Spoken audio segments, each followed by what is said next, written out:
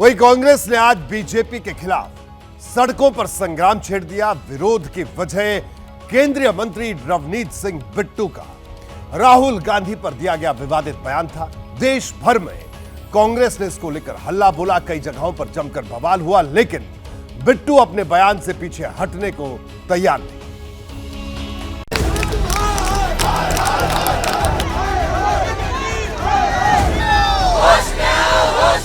BJP शर्म करो, शर्म करो, शर्म करो।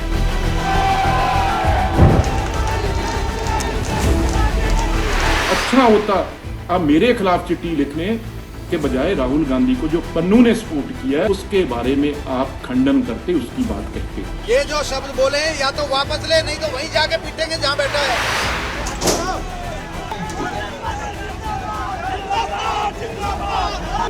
संसार के सबसे बड़े और सफल अहिंसक आंदोलन की कोख से निकली कांग्रेस संसार की सबसे बड़ी पार्टी के विरोध में निकली तो वो सब हो गया जिसकी आशंका में पुलिस कतार बांधकर पहले से खड़ी हुई थी।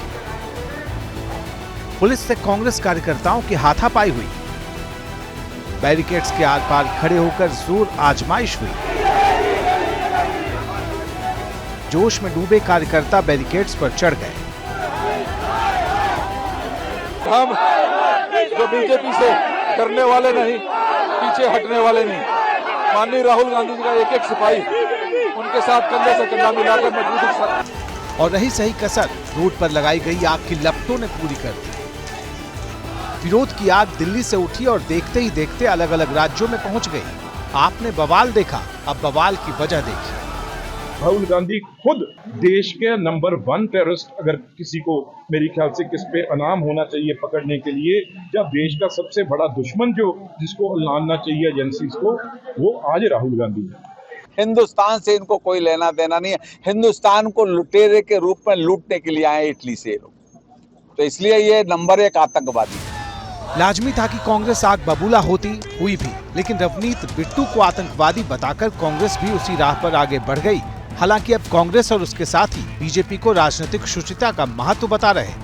ये भारतीय जनता पार्टी के नेताओं का फर्ज बनता है कि राजनीति की गरिमा को बना करके रखें। मैं ये उम्मीद करता हूं कि FIR होगी और उससे भी ज़्यादा मैं ये उम्मीद करता हूं कि भारतीय जनता पार्टी अपने नेताओं पे लगाम कसेगी।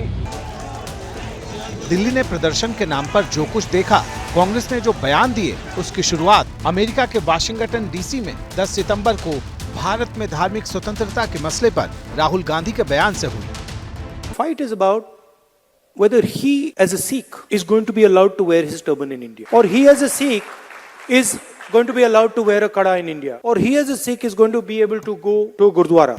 राहुल गांधी के इसी बयान को हथियार बनाकर खालिस्तानी आतंकवादी गुरपतवंत सिंह पन्नू ने भारत विरोधी प्रोपेगेंडा चलाया। रवनीत सिंह बिट्टू ने इसी बयान के बाद राहुल गांधी पर विवादित टिप्पणी की और विरोध में कांग्रेस सड़कों पर उतर आई। They are supporting mister Pannu, Pannu के साथ खड़े हैं। अच्छा होता अब मेरे खिलाफ चिट्ठी लिखने के बजाय राहुल गांधी को जो पन्नू ने सपोर्ट किया है, देश को तबाह करने ने सपोर्ट किया है, उसके बारे में आप खंडन करते, उसकी बात कहते। जम्मू कश्मीर में चुनाव जारी हैं और हरियाणा समेत 3 राज्यों में चुनाव बाकी हैं। समझना मुश्किल नहीं है कि चुनावी माहौल इस विवाद को अभी थमने नहीं देने वाला।